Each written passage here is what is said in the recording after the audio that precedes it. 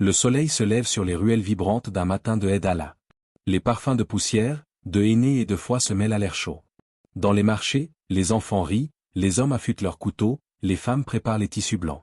Les moutons, dociles, attendent dans un silence presque conscient, comme s'ils savaient qu'ils s'apprêtent à participer à quelque chose de plus grand qu'eux-mêmes. Les lames brillent sous la lumière, et les regards oscillent entre crainte et dévotion. Pour certains observateurs extérieurs, cette scène choque, du sang, des animaux abattus, des prières murmurées. Mais pour des millions de croyants, ce n'est pas un spectacle, c'est un souvenir vivant, la mémoire d'un homme, Abraham, Ibn, paix sur lui, debout seul face à son Seigneur, le cœur tremblant mais soumis. L'histoire du sacrifice ne commence pas dans un marché. Elle remonte à une montagne, sous un ciel sans témoin, où un père fut mis à l'épreuve. Dans un rêve, Dieu lui ordonne « Sacrifie ton fils ». Un ordre inimaginable, qui ébranle les limites de la raison humaine. Et pourtant, Ibn ne discute pas. Il ne doute pas. Il dit à son fils « Ô mon fils, je me vois en songe en train de t'immoler. Vois donc ce que tu en penses. » Coran, 37, 102. Et le fils, Ismaël, paix sur lui, répond avec une sérénité déchirante. « Ô mon père, fais ce qui t'est commandé. Tu me trouveras, si Dieu le veut, parmi les endurants. » À cet instant, l'histoire humaine bascule. Ce n'est pas un simple acte de sacrifice, c'est une leçon éternelle de foi absolue. Dieu ne voulait pas la mort d'un enfant, mais la preuve d'un cœur pur, une foi qui ne se mesure pas à la facilité, mais à la soumission totale à la volonté divine. Depuis ce jour, chaque génération qui accomplit le sacrifice revit ce moment. Chaque musulman, lorsqu'il prononce « Bismillah, Allahu Akbar », répète la phrase d'un prophète qui plaça Dieu au-dessus de tout.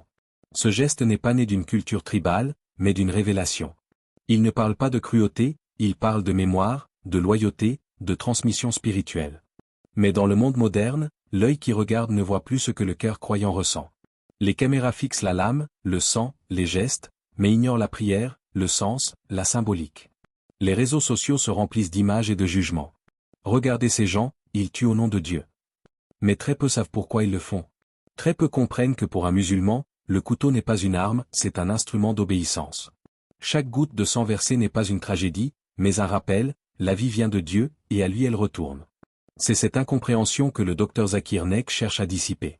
Lorsqu'il prend la parole, son ton est calme, méthodique, mais brûlant de conviction. Il ne cherche pas à plaire, il cherche à éclairer. Pour lui, l'acte du sacrifice n'est ni archaïque ni barbare, il est rationnel, symbolique, divinement ordonné. Dans ses conférences, il commence souvent par une image. Imaginez, dit-il, que quelqu'un vous offre un festin sans jamais remercier celui qui l'a cuisiné. Ce serait de l'ingratitude. Eh bien, le musulman, avant de manger, remercie celui qui a créé la vie. Ce parallèle simple ouvre les yeux, le sacrifice n'est pas une effusion de sang, c'est un acte de reconnaissance cosmique. Et la beauté de cet acte réside dans sa discipline. Pas n'importe qui, pas n'importe comment, pas pour n'importe quelle raison. Seulement en prononçant le nom d'Allah, seulement avec l'intention pure, seulement dans le respect de la vie. Les générations ont changé, les coutumes se sont modernisées, mais la flamme de ce souvenir brûle encore dans les cœurs. Le Eid n'est pas seulement une fête, c'est une mémoire vivante, une pédagogie divine transmise par le geste. Et dans chaque regard d'enfant qui observe son père accomplir le sacrifice, il y a un écho silencieux. C'est cela, la foi. Donner ce qu'on aime, pour celui qu'on aime plus que tout. Ce n'est pas une scène de violence, c'est une école de foi.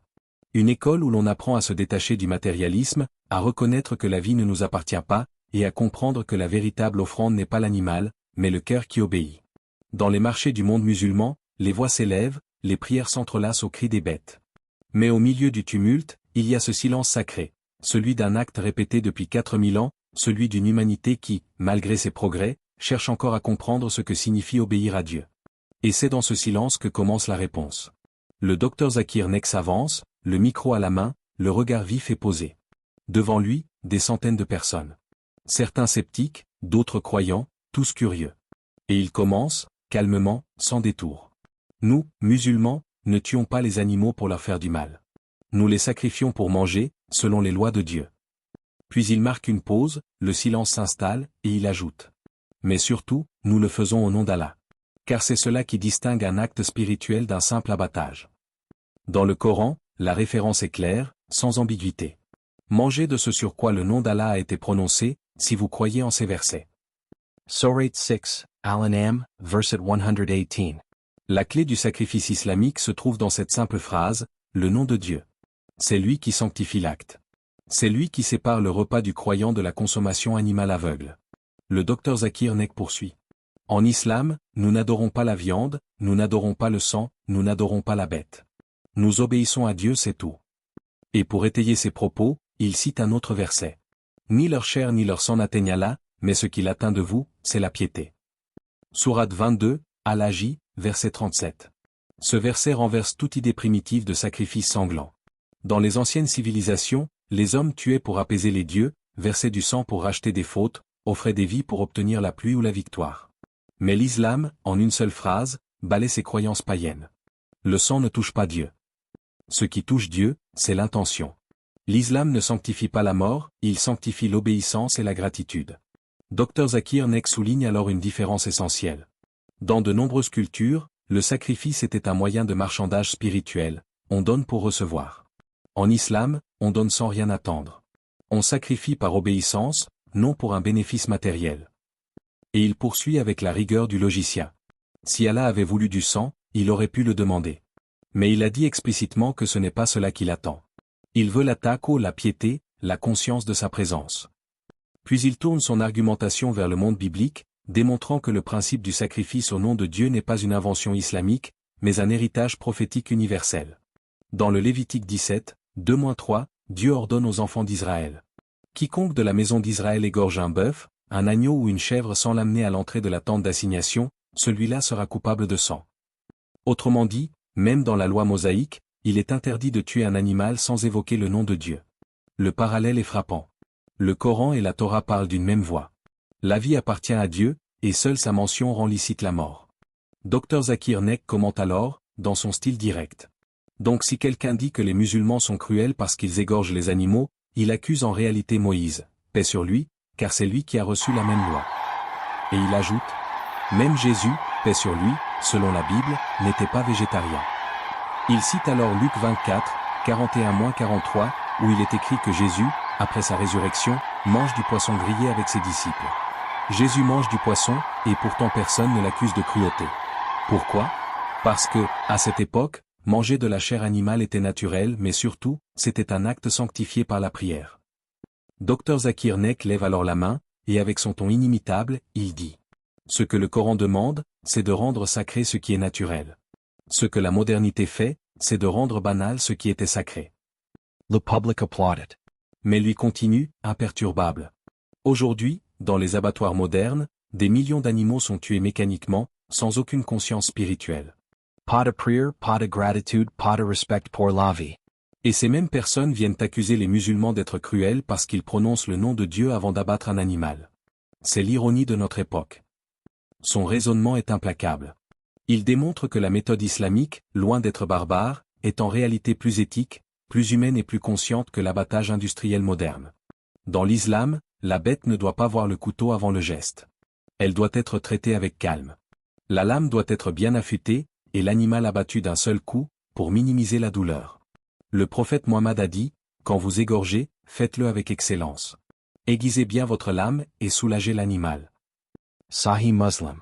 Dr Zakir Naik conclut cette démonstration intermédiaire en posant une question rhétorique. Alors, qui est plus miséricordieux? Celui qui tue pour le profit et la vitesse? Ou celui qui tue en se souvenant de Dieu, en prononçant son nom, et en remerciant pour le don de la vie? L'auditoire reste silencieux.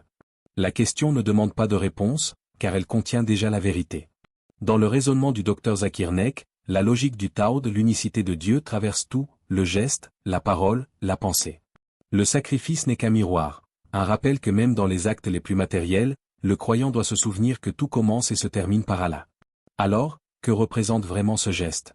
Cette main qui se lève, cette prière qui s'élève, cette vie qui s'incline? Aux yeux du monde, ce n'est qu'un acte physique, un homme, un animal, un couteau. Mais dans le cœur du croyant, c'est un dialogue entre la terre et le ciel. Quand le musulman égorge un animal, il ne cherche pas la mort, il rappelle la vie. Il sait que le souffle qui quitte le corps de la bête n'est pas perdu. Il retourne à celui qui donne et reprend sans injustice. Le sang versé n'est pas une souillure, c'est une mémoire rouge, une écriture muette sur le sol, qui dit « Tout appartient à Dieu ». Chaque morceau de pain, chaque goutte d'eau, chaque bouchée de viande n'est pas un droit, c'est un don. Et c'est pour cela que le croyant prononce Bismillah Allahu Akbar, au nom d'Allah le plus grand. Ces mots sont courts, mais ils portent le poids du monde. Ils rappellent que la vie ne vient pas de nos mains, ni de notre science, ni de notre pouvoir. Elle vient d'Allah, Allah YY, le vivant, celui qui ne meurt jamais. Ce n'est pas un cri de domination. Ce n'est pas un rite d'autorité. C'est une déclaration de gratitude. C'est dire, Seigneur, je ne suis pas le propriétaire de cette vie. Je ne fais que la rendre, en ton nom, pour nourrir ceux que tu as créés. Et quand le sang s'écoule, le croyant baisse les yeux. Il se souvient que la vie est sacrée, qu'elle ne peut être prise qu'avec le nom de celui qui l'a donnée. Ce geste, que le monde perçoit comme violent, est en réalité un rappel silencieux de la fragilité humaine. C'est un miroir dans lequel le croyant voit sa propre fin, son propre retour, sa propre dépendance à Dieu. Dans ce moment suspendu, le temps se ralentit. L'air semble plus lourd, le monde plus vaste. Il n'y a plus de marché, plus de foule, plus de bruit, seulement un cœur et son créateur. Entre eux, un souffle, un murmure. Allahu Akbar. Ce mot n'est pas un slogan. C'est une respiration. Un souffle qui dit, tu es plus grand que moi, plus grand que ma faim, plus grand que ma peur. Le croyant se tient là, le regard fixé sur la création, conscient que chaque vie, même la plus petite, est un signe. Un signe que tout ce qui naît retournera, tout ce qui respire s'arrêtera, tout ce qui bouge se taira, sauf celui qui est éternel. Il pense alors à Ibrahim, ce père du sacrifice, debout face à son fils. Non pas un homme insensible, mais un homme au cœur brisé, prêt à offrir ce qu'il aime le plus. Et il comprend que le vrai sacrifice ne se mesure pas au sang versé, mais à la capacité d'abandonner pour Dieu ce qu'on aime de soi. C'est cela que symbolise le couteau. Non pas la mort, mais la coupure intérieure, celle qui sépare la foi du doute, le cœur de l'orgueil, l'âme de la possession. Chaque croyant, lorsqu'il prononce Bismi el-H, tranche un peu de lui-même, son attachement, son ego, son illusion de maîtrise. Car dans ce simple geste, il apprend à ne plus se croire propriétaire de la vie. Il devient serviteur du vivant. Ce n'est pas un geste barbare. C'est un acte de lucidité spirituelle. C'est se rappeler que l'homme n'est pas un créateur, il est un bénéficiaire. Et qu'à chaque repas, à chaque souffle, à chaque jour, il contracte une dette envers son Seigneur. Alors, pendant que le monde moderne consomme sans conscience, le croyant s'arrête, même un instant, et se dit. Ce n'est pas ma main qui donne la vie. Ce n'est pas ma main qui la prend. Ce n'est qu'une permission. Il se souvient du verset. C'est lui qui vous a soumis les bêtes, afin que vous en mangiez une partie et que vous en tiriez profit. Sourate 40, verset 79. Ces mots enveloppent le cœur d'humilité. Car le croyant comprend que même le droit de manger est une responsabilité morale. Ce qu'il met dans sa bouche doit passer d'abord par son âme. Et c'est là le secret du dhikr, du souvenir. Le souvenir constant que la vie, la mort, la nourriture, la subsistance, tout cela est lié au même nom, Allah. Dans ce silence intérieur, le croyant se sent petit mais libre. Il n'a plus besoin de dominer pour exister. Il n'a plus besoin de posséder pour être. Il suffit de se souvenir. Et dans cette conscience, le couteau devient un miroir. Non pas pour trancher la chair, mais pour ouvrir le cœur. Dans le miroir du sacrifice, deux chemins apparaissent.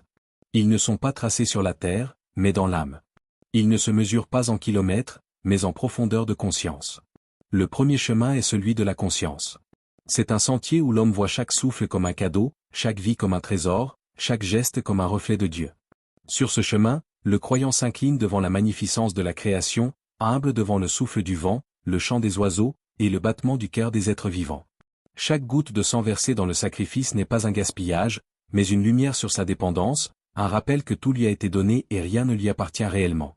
Le second chemin est celui de la négligence. Là, l'homme se croit maître de ce qu'il possède, ignoré de la fragilité de la vie. Il consomme, accumule, détruit, oubliant que le monde n'est pas un héritage permanent, mais un prêt de celui qui est éternel. L'âme qui choisit ce chemin devient aveugle à la beauté des dons divins. Le sang devient simple liquide, la lame devient un outil, et le geste de la main est vide de sens. Sur le premier chemin, le croyant voit le croissant de lune, symbole du temps, de la régénération, de l'ordre cosmique. Il rappelle la soumission du cœur, la dépendance à la lumière du divin, la circulation de la vie dans l'univers. Chaque nuit qui suit le sacrifice est une médaille de conscience, chaque aube un rappel que l'homme n'est que spectateur de la danse de l'existence. La lame, elle, devient épreuve et test de courage intérieur. Elle n'est pas un instrument de violence, mais un miroir de l'âme. Elle tranche la chair pour rappeler que l'ego doit aussi être tranché, que le détachement doit précéder la possession. Elle enseigne la maîtrise de soi, la patience, et la délicatesse. Et le sang est le prix de la vie, la mémoire tangible que la vie a été donnée et que tout acte de consommation doit être réfléchi, respectueux, conscient. Il n'est pas une fin, mais un passage vers la gratitude, vers l'humilité, vers la connexion avec celui qui est la source de toute existence. Mais au-delà du geste visible, il existe un sacrifice intérieur, invisible aux yeux du monde. C'est là que réside le véritable enseignement, abandonner son ego, trancher son orgueil, offrir à Dieu ce qu'on aime le plus. Car le vrai sacrifice ne consiste pas à tuer un animal, mais à tuer l'attachement au monde, à soi, et à ses désirs. C'est un acte de purification silencieux, une ascension spirituelle, un dialogue secret entre le cœur et le Créateur. Chaque souffle que l'on retient avant de prononcer Bismi el-H, Allahu Akbar devient une prière muette, un témoignage de soumission, un pont entre le visible et l'invisible. Chaque goutte de sang versé devient un message, que l'homme dépose dans le monde. Rappelle-toi de celui qui t'a donné la vie, de celui à qui tout revient. Dans cette symbolique, le sacrifice devient un langage universel, transcendant les cultures et les siècles.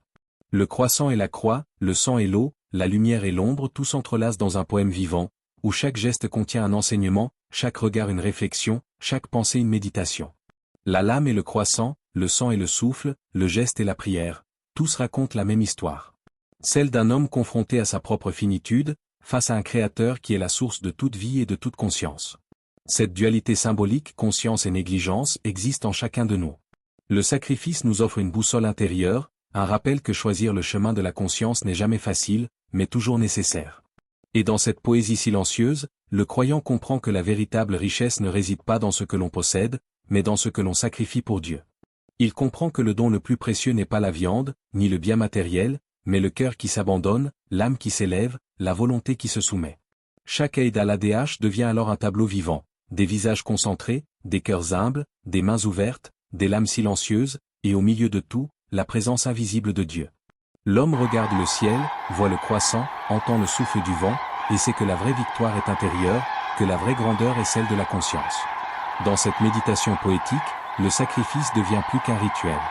Il devient un voyage de l'âme, une leçon de vie, un symbole de fidélité, un poème silencieux que chaque croyant écrit avec son cœur. Le sang versé devient une encre invisible, le couteau un pinceau, la prière un souffle d'art divin. Et dans ce langage, les deux chemins, celui de la conscience et celui de la négligence, ne sont plus des abstractions, ils deviennent la carte de l'existence, l'ombre et la lumière qui cohabitent dans chaque être humain. Ainsi, le sacrifice dépasse le matériel. Il n'est ni sang, ni chair, ni rite. Il est symbolique, poétique, spirituel. Il est la voix de l'âme qui murmure. Je ne suis rien sans toi, Seigneur. Tout ce que je donne, je le donne à toi. Tout ce que je prends, je le prends avec ton nom. Et dans cette poésie du geste, le spectateur voit enfin, le sacrifice n'est pas la mort. Il est la vie élevée à son sens le plus pur, un chemin où chaque souffle compte, chaque pensée devient lumière, et chaque cœur se souvient. Le docteur Zakir Naik conclurait ainsi. Le musulman égorge l'animal de la manière la plus hygiénique et la plus humaine, tout en se rappelant le Créateur. Ce n'est pas une tuerie, c'est un acte d'adoration rationnelle et spirituelle. L'islam n'interdit pas la viande, il interdit l'injustice. Et le véritable croyant sait que la compassion commence dans le cœur, même au moment du sacrifice. Ce n'est pas le sang qui compte, mais la conscience. Ce n'est pas le couteau qui parle, mais le nom de Dieu qu'on prononce.